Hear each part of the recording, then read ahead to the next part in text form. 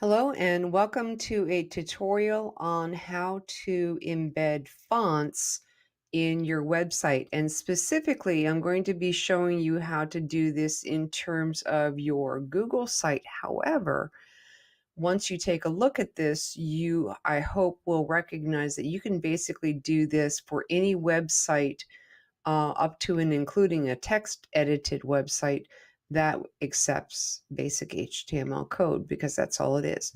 So far we have been using codehs.com as our playground, our editor, our teaching tool. Today I'm going to show you um, w3schools.com. And I've got a link to this on our assignment page. And this has some really good information um, on how to use HTML with CSS and the different types of uses, whether it's inline or it's internal or it's an external, etc. For the most part, we're going to be manipulating this as an internal CSS, particularly when we get into posting it for our Google site. But what is nice about W3 Schools, of course, is similar to CodeHS. I can go ahead and click on a try it yourself icon here. And now over here on the left-hand side, I've got my content area and I've got my run button up here, and I can go ahead and do similar things to this that I had done previously. For example, if I do black, I click on run, and there I can see my net result over there. And this becomes the code over here that you can use either in your web page that you are putting together by hand, or in other tools such as WordPress or even Wix, or any tool that accepts code. Today we're going to be very specific about looking at Google Fonts. Now, there's a ton of articles out there in terms of Google Fonts. I will link to them from our assignment page. But let's fast forward to the meat of what you need to do here, which is now I have under W3 Schools taken a look at their tools on how to use various Google fonts. And that's what we're using very specifically today, Google Fonts. Google Fonts, if you search for them, there's a whole bunch of Google Fonts that are out there that are free. And that's what these are here. So there's a whole bunch of Google Fonts out there for free. And there's a whole lot of reasons why we would use Google Fonts as opposed to trying to embed more traditional fonts in our websites. I'm not going to explain that here in this video. I'm just going to jump to how to do this. So here I am at the how to-Google Fonts page under the W3C Schools. And I'm just going to take the very first one, although they will show you or give you the option of doing any of these. Any of these little font listings here with a try it next to it will get you exactly what you want. But this one's kind of cute, so I'm going to click on try it yourself. And as in our other content area, this is going to give me my HTML code, and this is my output over here.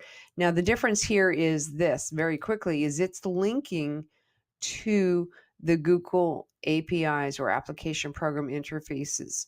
And it's calling up a very specific CSS font family.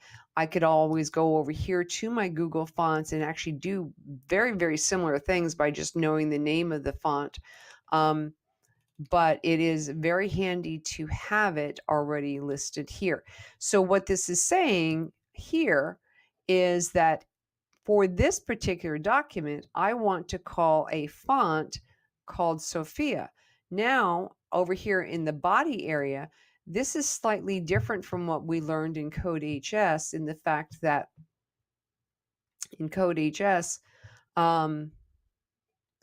we may have used traditional fonts, but here I'm combining the font Sophia. And how does it know where to pull that from? It pulls it from this particular chunk up here.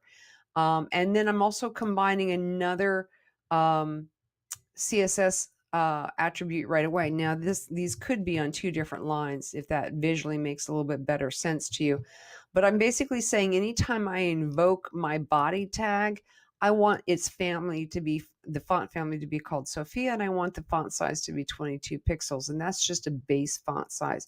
But note that I could also do this for my H1 tags or my paragraph tags, and in fact, I challenge you to do that. So here in this particular case, I'm setting the universal font for this little chunk to be Sophia, so that as long as I don't invoke any other font, everything in this page is going to be Sophia.